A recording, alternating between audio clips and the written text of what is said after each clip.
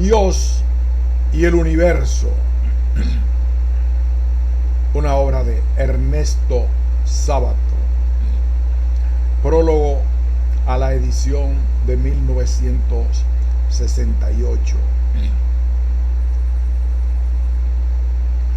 Durante muchos años me negué a reeditar este libro a pesar de las insistencias de editores y amigos. Estoy tan lejos de la mayor parte de las ideas expuestas en él que siento al reexaminarlas la misma tierna ironía con que miramos las viejas fotos familiares. Sí, claro, ahí está uno. Ciertos gestos lo delatan, quizás una misma inclinación de la cabeza o una forma de colocar las manos, pero cuántas arrugas en torno de los labios y de los ojos nos separan. Qué devastación ha traído el tiempo sobre aquella sonrisa y aquel resto de frescura o de espíritu juguetón. Qué abismos se han abierto entre el muchacho de la fotografía y el hombre de ahora. Cuántas ilusiones se advierten allí que han sido agostadas por el frío y las tormentas, por los desengaños y las muertes de tantas doctrinas y seres que queríamos. Al fin pensé que esta negativa a reeditar el libro podría tomarse como una cobardía intelectual y así cedí a la reimpresión. Con todo, querría pedir al lector perdone las arbitrariedades y violencias que encuentre, las más de las veces motivadas por la pasión que siempre he puesto en mis ideas, en tantas ocasiones defraudadas por los hechos. Así me sucedió con el surrealismo, al que con fervor me acerqué en 1938, cuando trabajaba en el laboratorio Curie de París, y cuando el creciente odio que experimentaba por el fetichismo científico me condujo a esa característica revuelta contra la razón y lo objetivo, los dos ídolos de esa religión.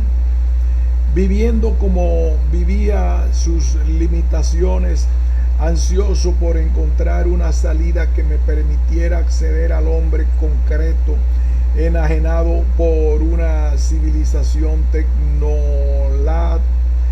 tecnolátrica, era inevitable que me volcara hacia el surrealismo.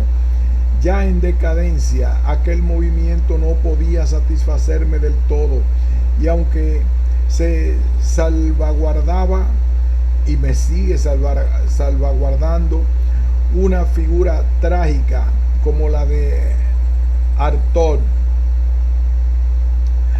era también lógico que me repeliera la mistificación de artistas como Dalí, así como la carencia de rigor filosófico y el dogmatismo de André Breton, por admirable que fuese su obra poética. En tales condiciones, no porque hubiese dejado de amar al surrealismo, sino precisamente por amarlo demasiado, reaccioné irónica y ásperamente en algunos fragmentos de este libro, mientras permanecía en mí lo mejor de aquel movimiento, para manifestarse años más tarde en el informe sobre ciegos.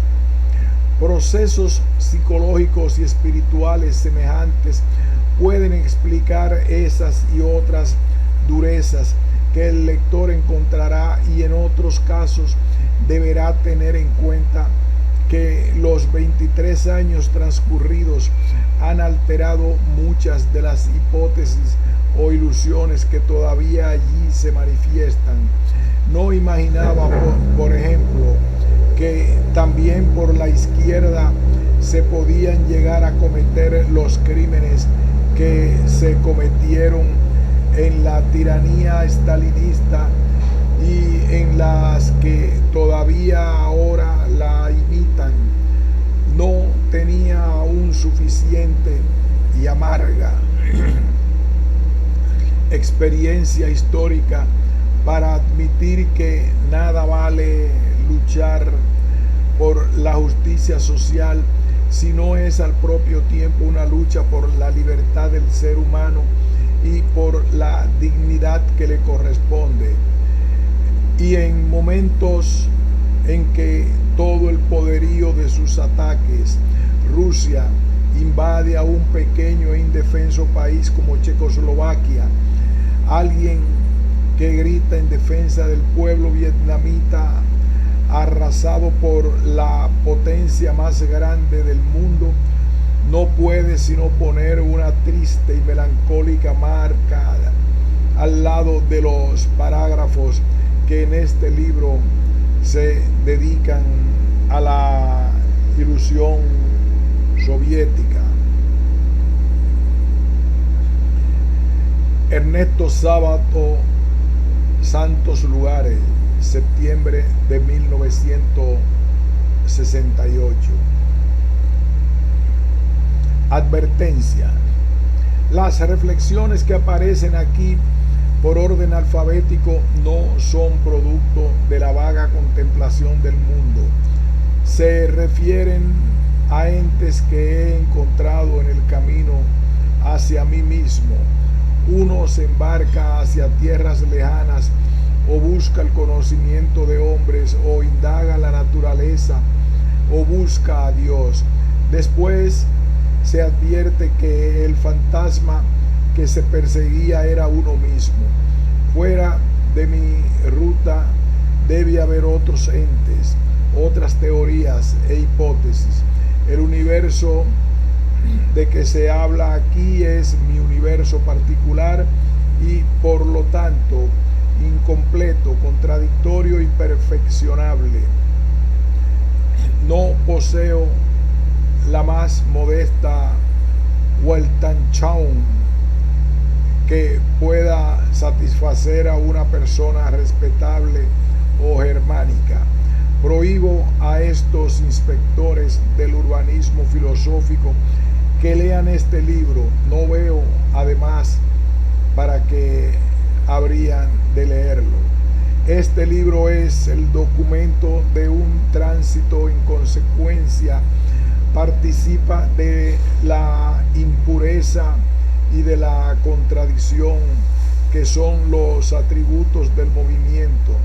Imagino la irritación que producirá a los fanáticos del sistema que tienen la curiosa pretensión de ser propietarios de la verdad frente a los otros 1000 sistemas, como por alguna especie de arreglo personal con el organizador del espectáculo.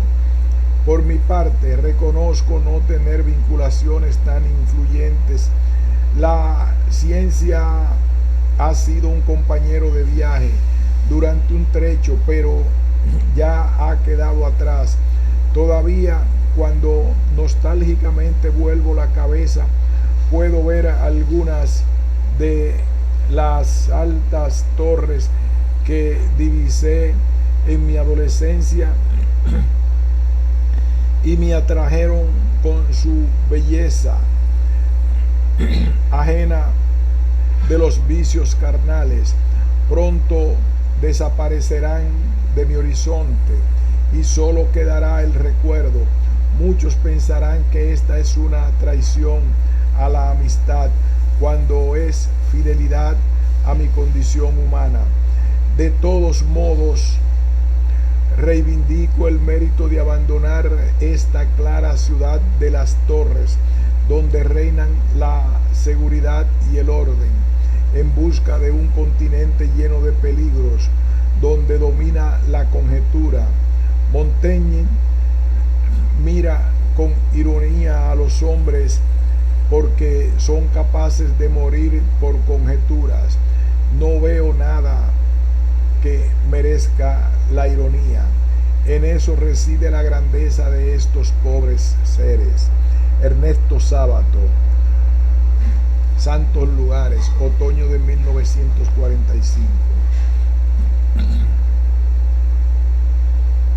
Anteojo astronómico. Combinación de dos lentes que sirve para ver objetos lejanos y para refutar a Aristóteles. El firmamento es eterno, inmutable y sin origen, había decretado el sabio de Estagira. Galileo se limitó a dar 3 conferencias ante 1000 personas sobre la estrella nueva aparecida en la constelación de Serpiente. La disputa se exacerbó cuando empezó a escrutar el cielo con su anteojo y a encontrar cosas raras. Primero descubrió las fases de Venus e hizo notar que ese hecho era la mejor prueba de la hipótesis copernicana. Luego descubrió los satélites de Júpiter, que si bien constituían otra prueba de esa hipótesis, eran filosóficamente absurdos. Según los aristotélicos, un cuerpo en movimiento no podía ser centro de otro movimiento. El matemático y astrónomo Clavius de Roma expresó con sobriedad su opinión sobre el descubrimiento. Me río de los pretendidos acompañantes de Júpiter.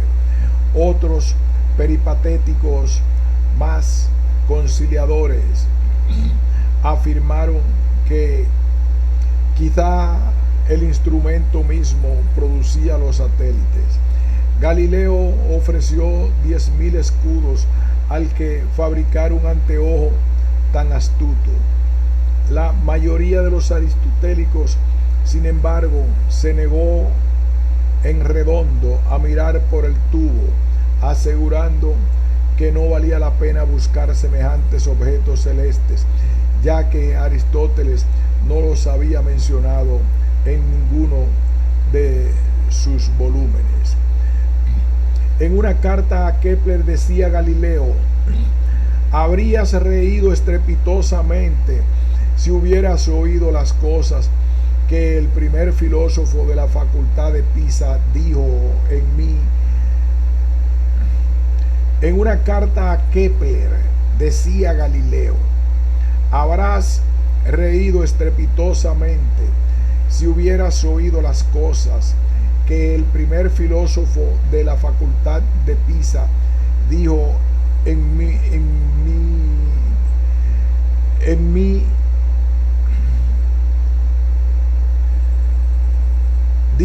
contra delante del gran duque, y cómo se esforzaba mediante la ayuda de la lógica y de conjuros mágicos en discutir la existencia de las nuevas estrellas.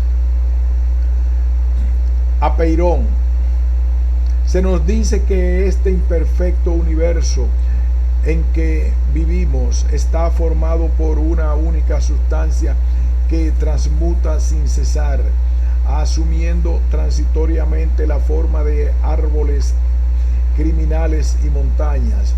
Es como un artista insatisfecho que destruye siempre su obra. Este proceso intenta copiar un universo fantástico donde el movimiento no existe, un universo donde está el árbol, el animal, la justicia, Sócrates y el triángulo. Todos estos objetos son inalterables, incorruptibles, porque el tiempo no pasa por ellos. El tiempo que todo lo corrompe y todo lo transforma, el tiempo que quizás es la corrupción y la transformación. De modo que las cosas, las muertes, los amores, de modo que las cosas, las muertes, los amores del universo cotidiano son como aproximaciones groseras de esos objetos fantásticos.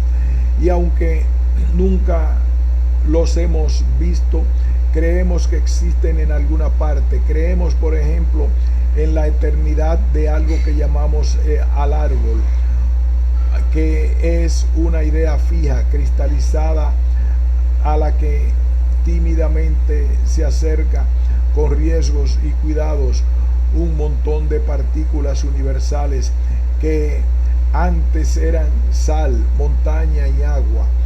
Este frágil ser vacila y muere antes de haber alcanzado aquel estado ideal, porque parece como si la naturaleza fuera enemiga de las cosas puras e incorruptibles. Y así la piedra se transmuta en árbol, el hidrógeno en oxígeno, Platón en Aristóteles, el amor en odio, el criminal en santo. Berkeley. Cuando el doctor Johnson sintió que los argumentos del obispo lo estaban metiendo en una maraña, decidió cortar por lo sano, a la acreditada manera de los pragmatistas ingleses. Dio un puntapié a una piedra y exclamó: lo refuto así. De este modo creía certificar que la piedra no era un fantasma perceptual. Pero ¿acaso las piedras de Berkeley no pueden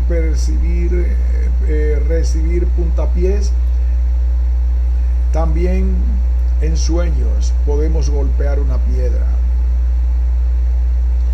No tengo interés en salvar a Berkeley, pero en prestigio de la inteligencia solicito mejores argumentos. Borges. Las obras sucesivas de un escritor son como las ciudades que se construyen sobre las ruinas de las anteriores, aunque nuevas prolongan cierta inmortalidad asegurada por leyendas antiguas, por hombres de la misma raza, por las mismas puestas de sol, por pasiones semejantes, por ojos y rostros que retornan. Cuando se hace una excavación en la obra de Jorge Luis Borges, aparecen fósiles dispares, manuscritos de heresiarcas, naipes de truco, Quevedo y Stevenson, letras de tango, demostraciones matemáticas, Lewis Carroll, aporías eleáticas, Franz Kafka, laberintos cretenses, arrabales porteños, Stuart Mill, de Quincy y guapos de Chambergo requintado.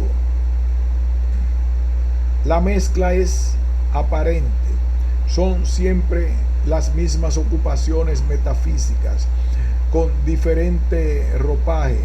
Un partido de truco puede ser la inmortalidad. Una biblioteca puede ser el eterno retorno. Un compadrito de Fray Ventos justifica a Hume. A Borges le gusta confundir al lector. Uno cree estar leyendo un relato policial y de pronto se encuentra con Dios o con el falso Basílides. Las causas eficientes de la obra borgiana son, por el comienzo, las mismas. Parece que en los relatos que forman ficciones, la materia ha alcanzado su forma perfecta y lo potencial se ha hecho actual. La influencia de Borges ha ido teniendo sobre Borges La influencia que Borges ha ido teniendo sobre Borges parece insuperable. ¿Estará destinado de ahora en adelante a plagiarse a sí mismo?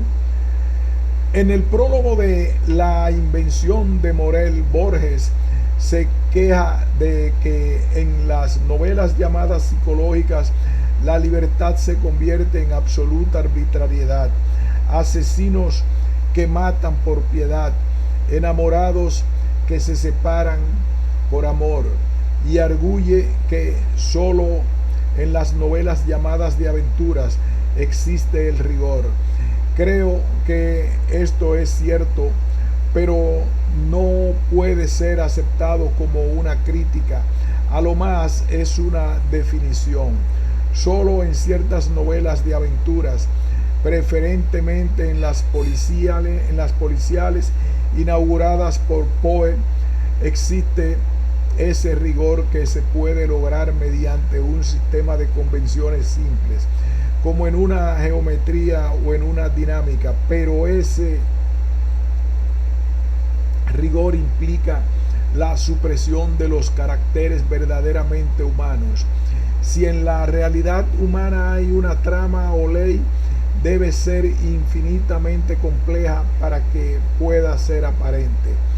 La necesidad y el rigor son atributos de la lógica y de la matemática.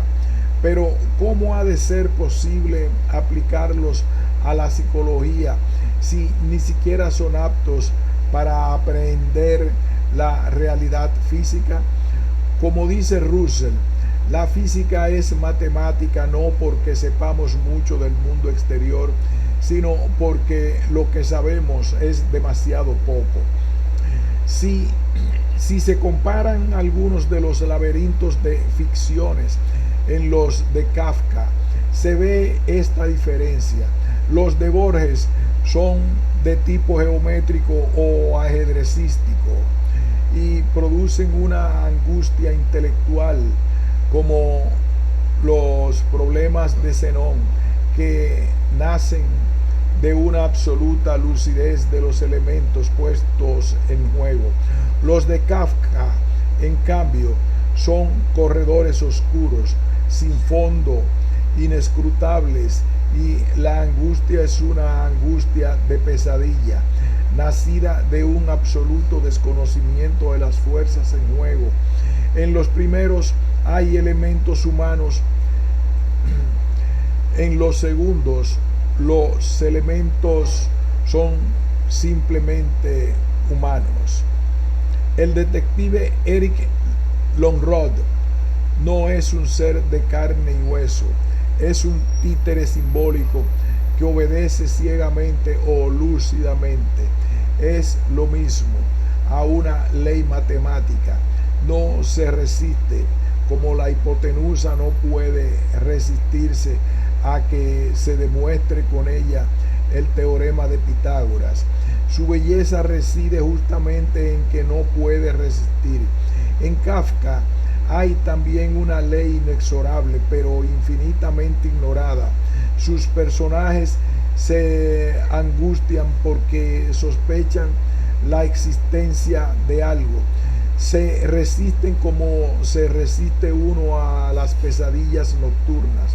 Luchan contra el destino. Su belleza está justamente en esa resistencia que es vana. También se podría decir que Borges hace álgebra, no aritmética, como pasa con el Teste o el Leonardo de Valeri.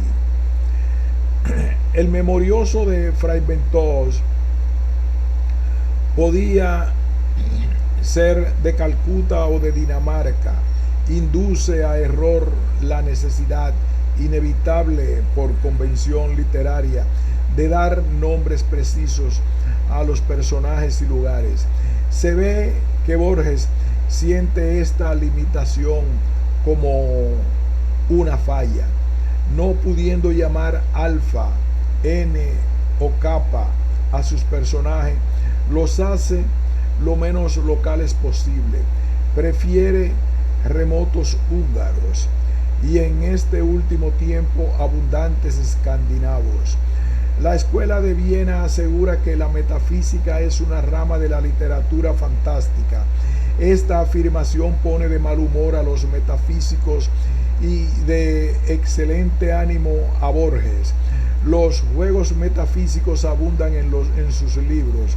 En rigor, creo que todo lo ve Borges bajo especie metafísica. Ha hecho la ontología del truco y la teología del crimen orillero. Las hipóstasis de su realidad suelen ser una biblioteca, un laberinto, una lotería, un sueño, una novela policial. La historia y la geometría son meras degradaciones espaciotemporales de alguna eternidad regida por un gran bibliotecario. En 3 versiones de Judas, Borges nos dice, y le creemos, que para Niels Runeberg su interpretación de Judas fue la clave que descifrara un misterio central de la teología. Fue motivo de soberbia, de júbilo y de terror.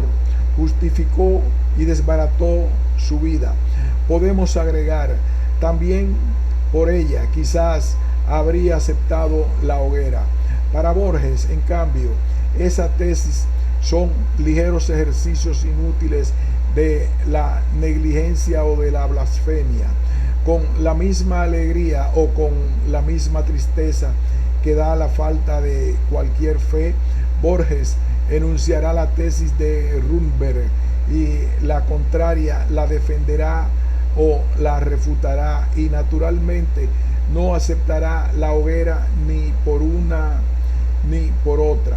Borges admira al hombre capaz de todas las opiniones, lo que equivale a cierta especie de monismo.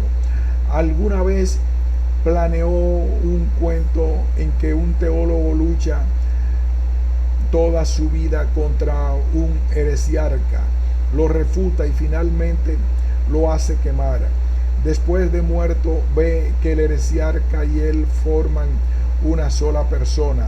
También Judas refleja de alguna manera a Jesús, pero tampoco se dejaría quemar Borges por este monismo, porque también es dualista y pluralista. La teología de Borges es el juego de un descreído y es motivo de una hermosa literatura. ¿Cómo explicar entonces su admiración por León Bloy? Hermosa literatura. ¿Cómo explicar entonces su admiración por León Bloy? ¿No admirará en él nostálgicamente la fe y la fuerza? Siempre me ha llamado la atención que admire a compadres y a guapos de facón en la cintura. Por eso planteo estas cuestiones. ¿Le falta una fe a Borges? ¿No estarán condenados a algún infierno los que decreen? ¿No será Borges ese infierno?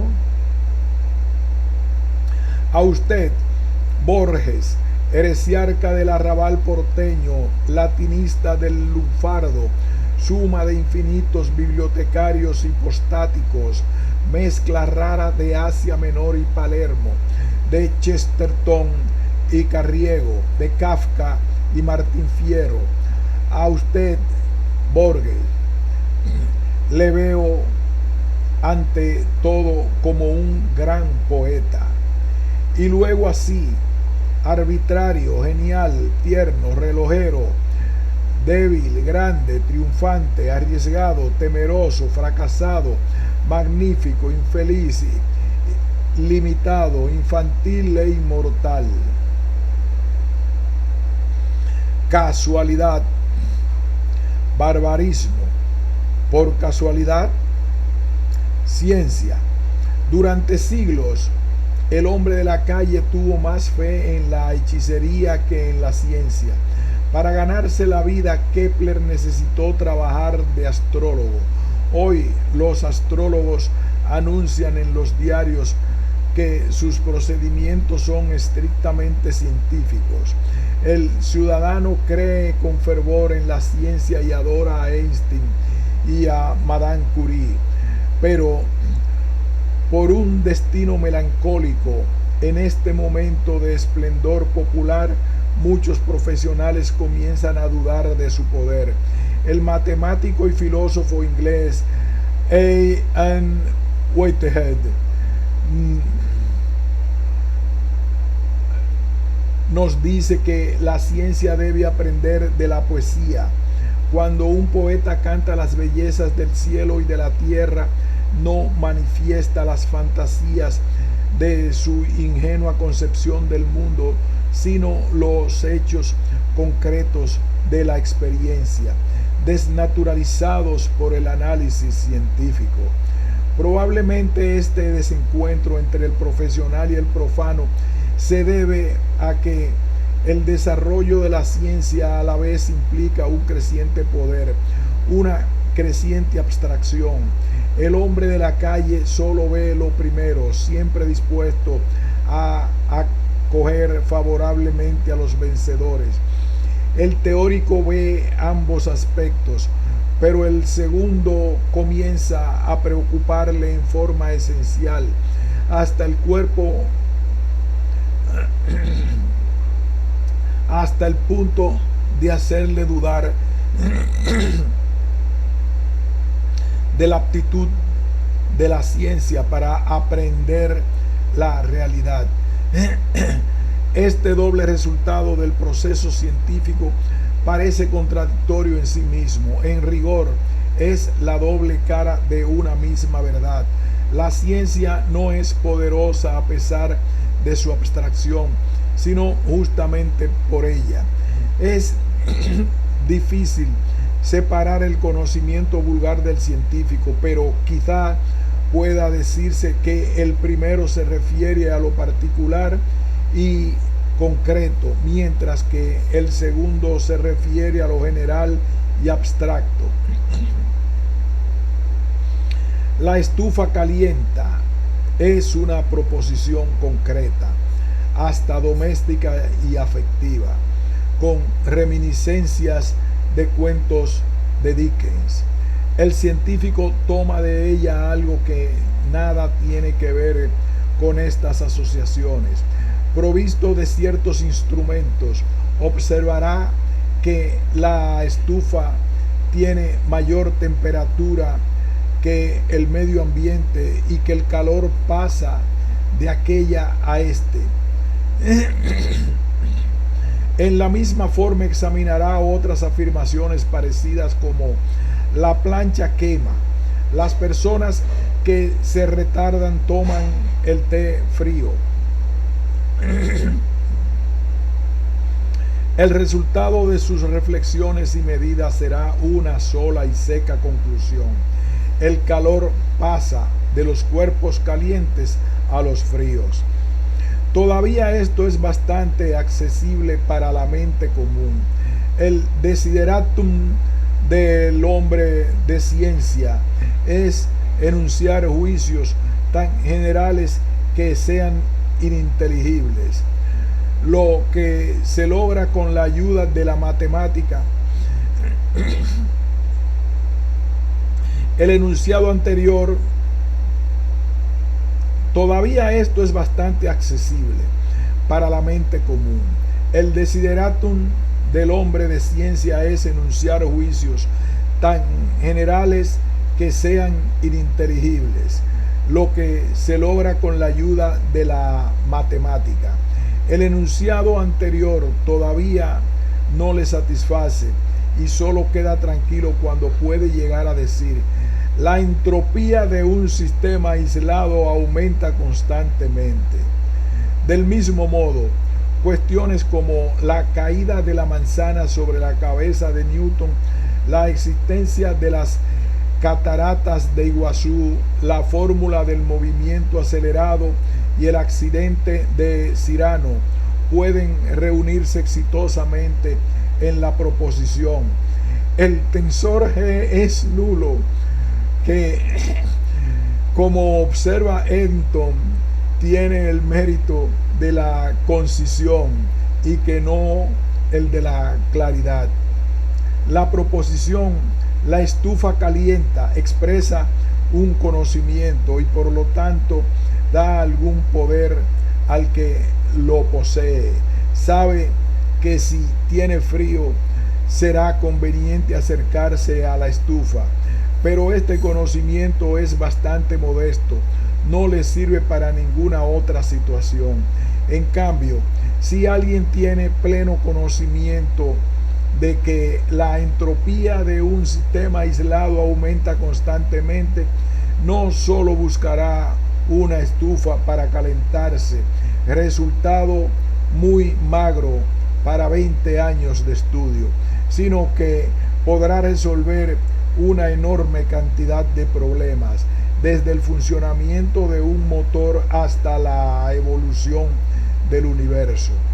Así, a medida que la ciencia se vuelve más abstracta y en consecuencia más lejana de los problemas, de las preocupaciones, de las palabras de la vida diaria, su utilidad aumentará en la misma proporción. Una teoría tiene tantas más aplicaciones cuanto más universal y por lo tanto cuanto más abstracta, ya que lo concreto se pierde con lo particular. El poder de la ciencia se adquiere gracias a una especie de pacto con el diablo, a costa de una progresiva evanescencia del mundo cotidiano.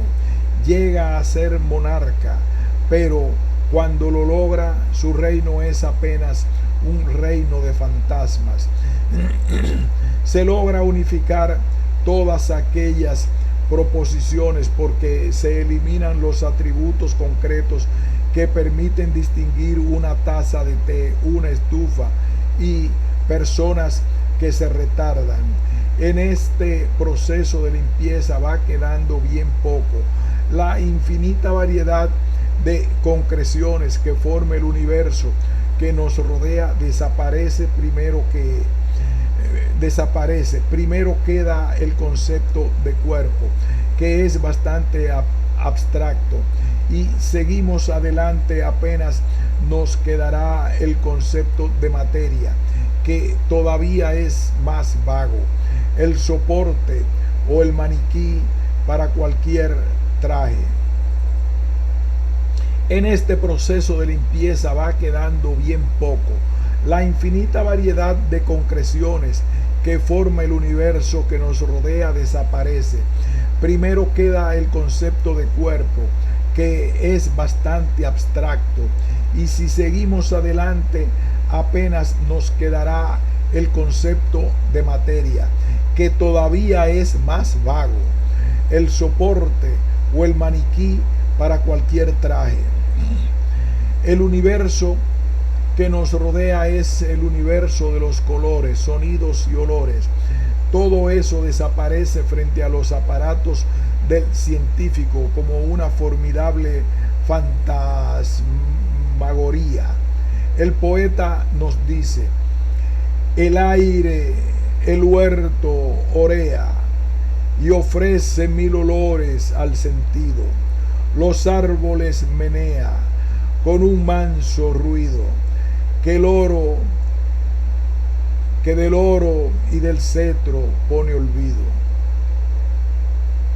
El poeta nos dice: el aire, el huerto orea y ofrece mil olores al sentido. Los árboles menea con un manso ruido, que del oro y del cetro pone olvido. Pero el análisis científico es deprimente, como los hombres que ingresan en una penitenciaría. Las sensaciones se convierten en números. El verde de aquellos árboles que el aire menea ocupa una zona de espectro alrededor de las 5000 unidades Armstrong.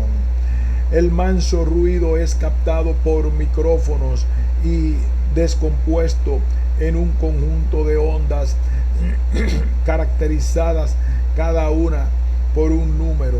En cuanto al olvido del oro y del cetro, queda fuera de la jurisdicción del científico, porque no es susceptible de convertirse en matemática. El mundo de la ciencia ignora los valores. Un geómetra que rechazara el teorema de Pitágoras por considerarlo perverso tendría más probabilidades de ser internado en un manicomio que de ser escuchado en un congreso de matemáticos. Tampoco tiene sentido una afirmación como tengo fe en el principio de conservación de la energía. Muchos hombres de ciencia hacen afirmaciones de este género, pero se debe a que construyen la ciencia no como científicos, sino simplemente como hombres. Giordano Bruno fue quemado por haber cantado frases por el estilo de creo exaltadamente en la infinidad del universo. Es explicable que haya sufrido el suplicio por esta frase en tanto que poeta o metafísico, pero sería penoso que haya creído sufrirla como hombre de ciencia, porque en tal caso habría muerto por una frase fuera de lugar. Estrictamente, los juicios de valor no tienen cabida en la ciencia, aunque intervengan en su construcción. El científico es un hombre como cualquiera, y es natural que trabaje como toda la colección de prejuicios y tendencias estéticas, místicas y morales que forman la naturaleza humana. Pero no hay que cometer la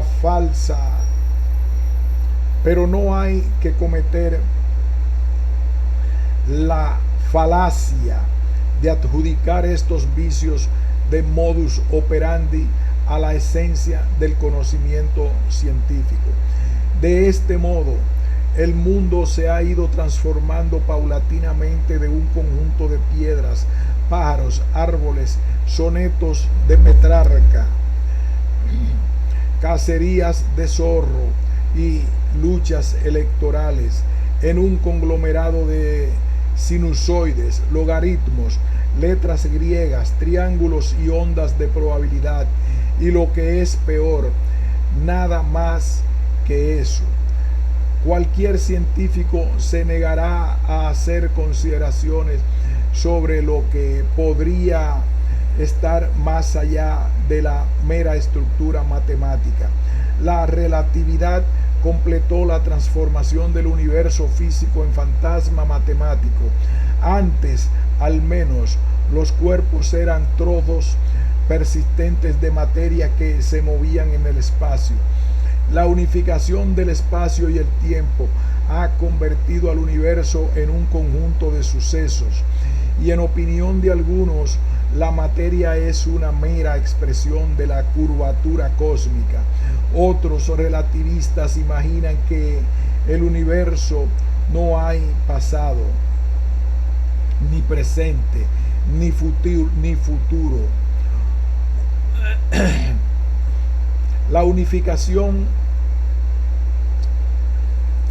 La relatividad completó la transformación del universo físico en fantasma matemático. Antes, al menos, los cuerpos eran trozos persistentes de materia que se movían en el espacio. La unificación del espacio y el tiempo ha convertido al universo en un conjunto de sucesos, y en opinión de algunos, la materia es una mera expresión de la curvatura cósmica. Otros relativistas imaginan que el universo no hay pasado, ni presente, ni futuro, como en el reino de las ideas platónicas. El tiempo sería una ilusión más del hombre, y las cosas que cree amar y las vidas que cree ver transcurrir apenas serían fantasmas imprecisos de un universo eterno e inmutable. La ciencia estricta, es decir, la ciencia matematizable, es ajena a todo lo que es más valioso para un ser humano: sus emociones, sus sentimientos de arte o de justicia, su angustia frente a la muerte.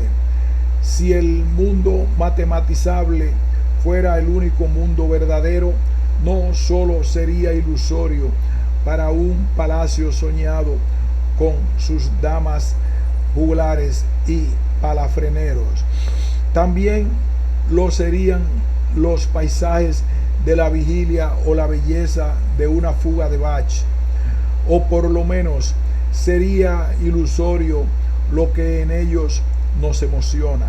Ciencia y moral. Un telémetro de artillería requiere el concurso de matemáticos, físicos e ingenieros, pero puede ser utilizado por los ejércitos de un bandolero o por hombres que luchan por la libertad. Los productos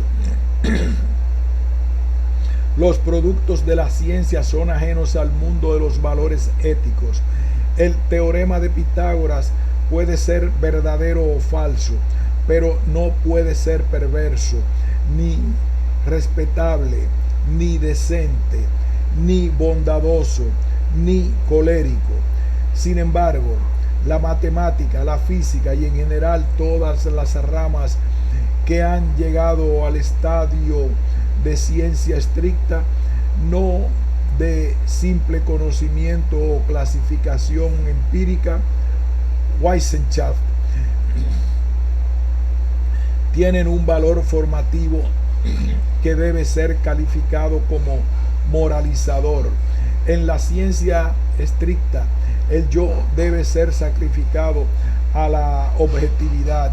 El hombre que investiga la naturaleza lo hace con los deseos, prejuicios y vanidades que son inseparables de la pobre condición humana, pero frente a los insobornables hechos hay un instante en que el investigador debe abandonar sus deseos, sus prejuicios y sus vanidades.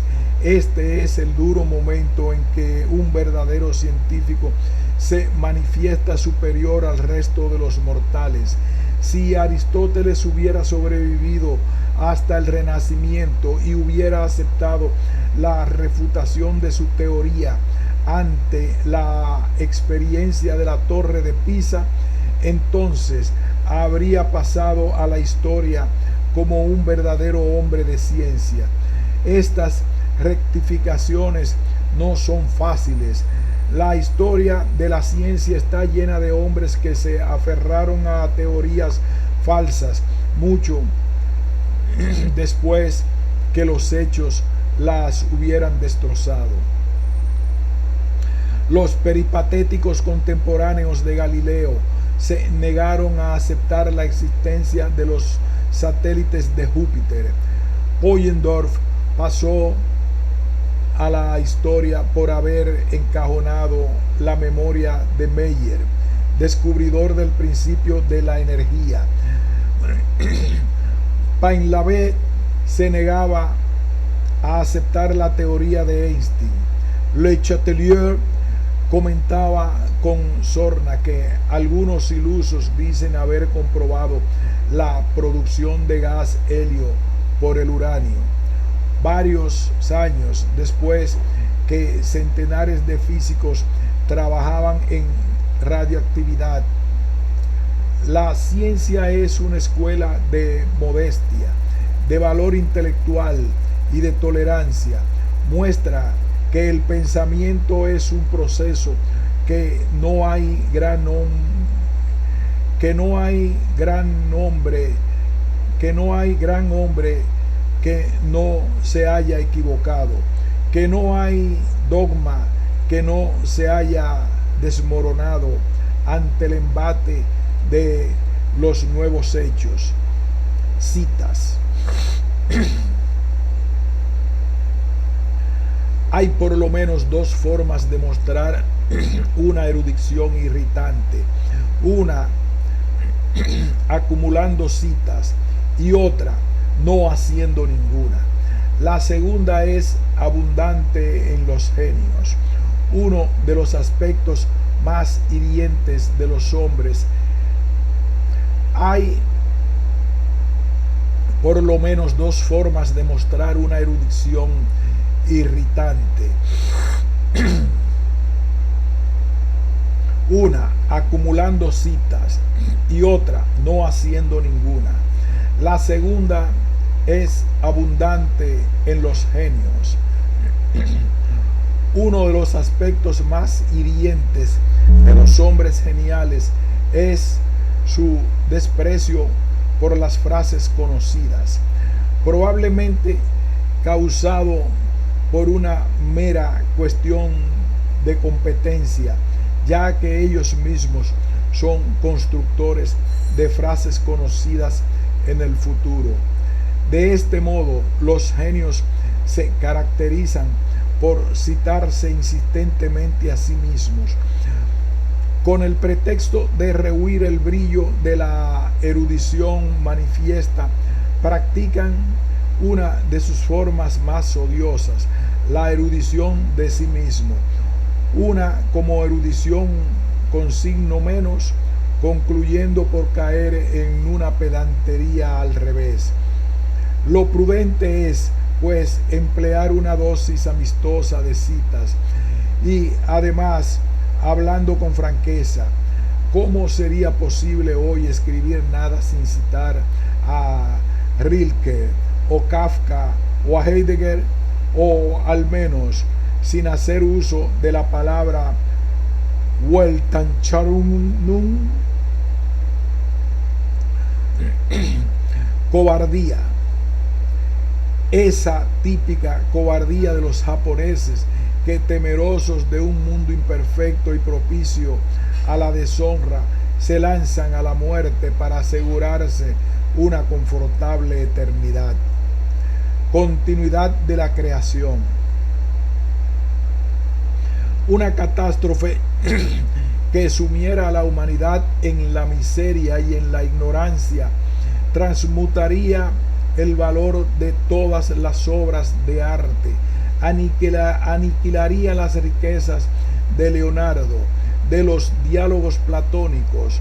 Nadie puede ver en una novela, en un cuadro, en un sistema de filosofía, más inteligencia, más matices de espíritu que los que él mismo tiene. Pero aún sin catástrofe, la humanidad cambia constantemente, y con ella las creaciones del pasado y los personajes históricos. El presente engendra el pasado. El Cervantes que escribió el Quijote no es el mismo que el Cervantes de hoy. Aquel era aventurero, lleno de vida y despreocupado humor. El de hoy es académico, envejecido, escolar, antológico.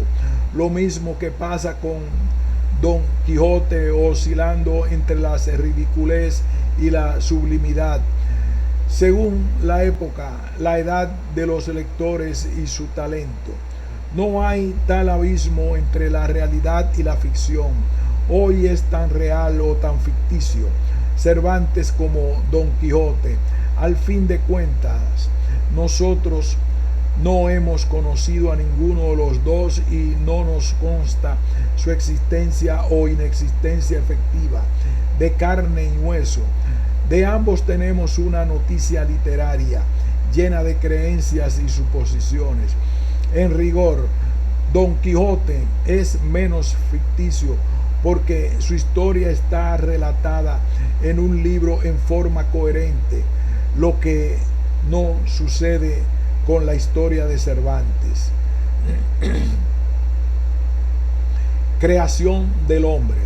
El doctor Lightfoot, vicerrector de la Universidad de Cambridge, mediante un cuidadoso estudio del Génesis, encontró que el hombre fue creado el 23 de octubre de 4004 antes de Cristo, a las 9 de la mañana. Dalí. Se discute si Dalí es auténtico o farsante, pero ¿tiene algún sentido decir que alguien se ha pasado la vida haciendo una farsa? ¿Por qué no suponer al revés, que esa continua farsa es su autenticidad? Cualquier expresión es, en definitiva, un género de sinceridad. Descubrimiento de América. H.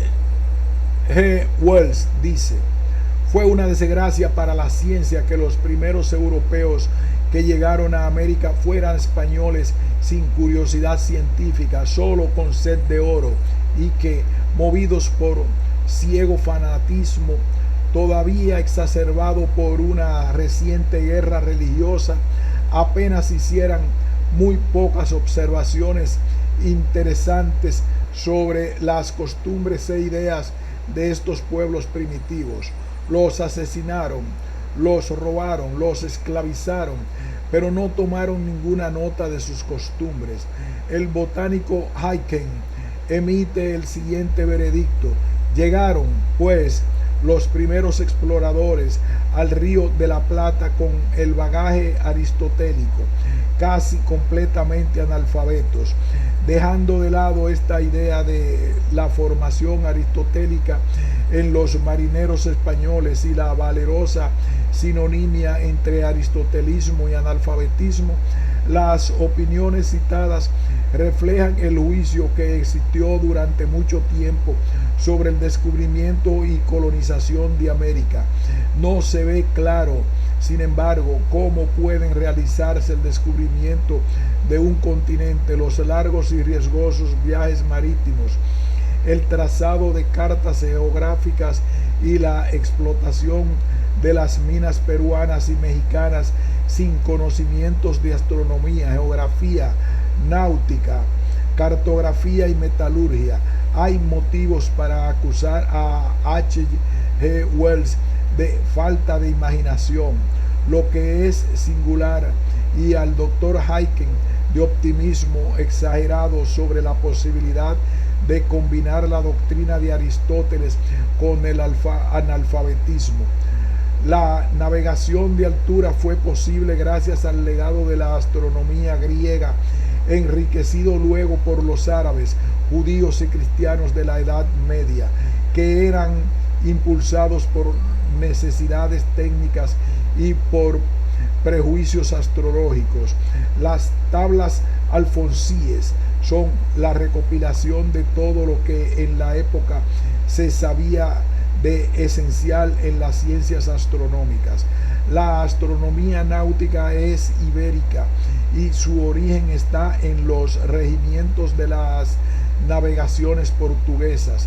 Resultó de la colaboración de Abraham Zacuto con los náuticos de la Junta de Matemáticos de Lisboa y en especial con José Vicino. Es una aplicación de las doctrinas greco-arábicas contenidas en la obra de Alfonso X. La metalurgia que permitió la exploración minera de América provenía de los romanos y había sido perfeccionada por los árabes en las minas de Almadén. Recíprocamente, los grandes descubrimientos de los siglos XIV y XV destruyen supersticiones, prejuicios astronómicos, geográficos, etnográficos, lingüísticos, climatológicos. Se fortalece la naciente tendencia al libre examen, y tanto por la revolución mental que provocan como por las transformaciones económicas y sociales. Los descubrimientos de esa época acentúan el hecho cultural del Renacimiento. La invención de la imprenta multiplica la importancia de las nuevas ideas y se inicia una era de gran actividad material y espiritual. A partir del descubrimiento se desvanecen como fantasmas nocturnos los monstruos que Estrabón, Aristóteles y pensadores medievales imaginaban que poblaban el mundo más allá de las fronteras de la ecumene. Los basiliscos, grifos, dragones desaparecen con los fabulosos mares y tierras que los contenían. La zona periusta, el pulmón marino, el mar tenebroso, apenas si el almirante anota en sus cuadernos la aparición de 2 o 3 sirenas, no muy bonitas. Desde ese momento, estos monstruos pierden su condición de objetos reales, ganando, claro, la eternidad que les confiere su condición de objetos ideales. El propio Colón estaba dotado de espíritu científico, sentido de la observación y empeño teórico. Sus observaciones de la declinación magnética bastarían para asegurarle un nombre en la historia de la física. Es cierto que su teoría sobre el fenómeno es falsa, pero también son falsas las actuales. Hasta los errores del almirante son científicos y, lejos de servir para condenarlo, son la mejor prueba de su saludable confianza en la ciencia de la época. El error más grande de todos los que cometió fue, sin duda, el propio descubrimiento.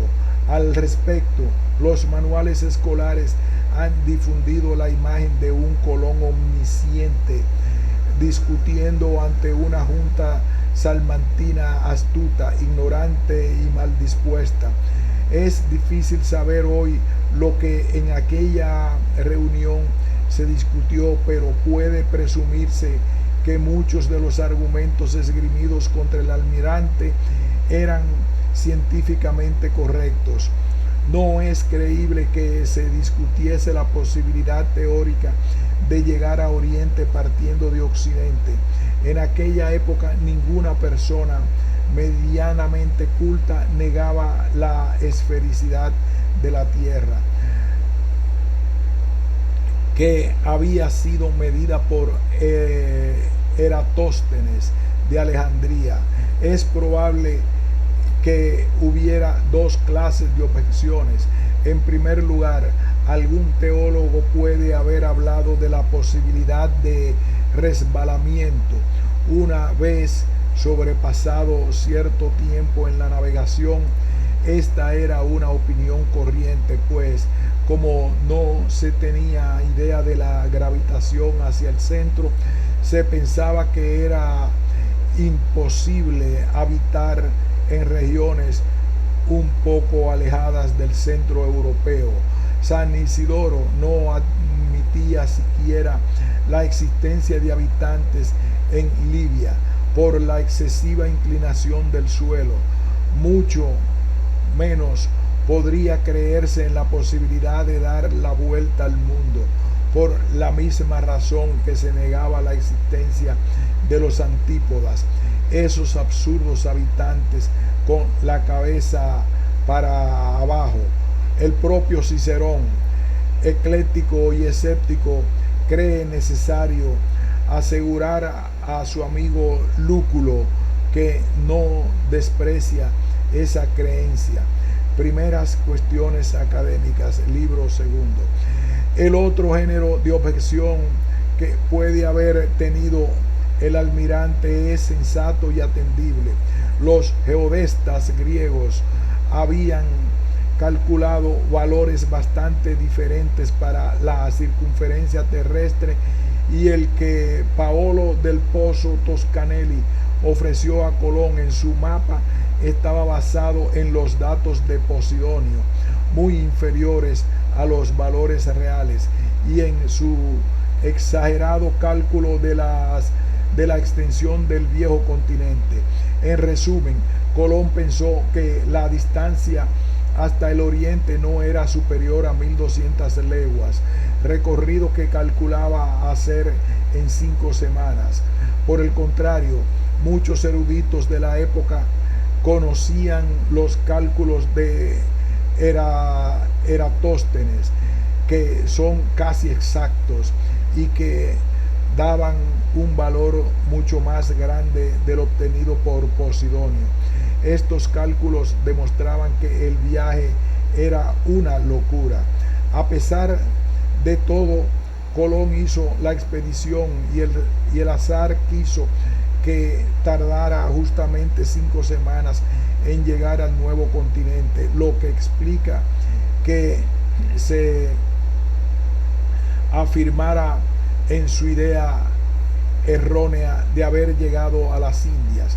Hoy sabemos que Eratóstenes de Alejandría había calculado con asombrosa precisión y que Colón y sus asesores técnicos estaban equivocados, pero con esta clase de equivocaciones es como avanza la humanidad. Continuaremos después de una pausa para seguir con el determinismo.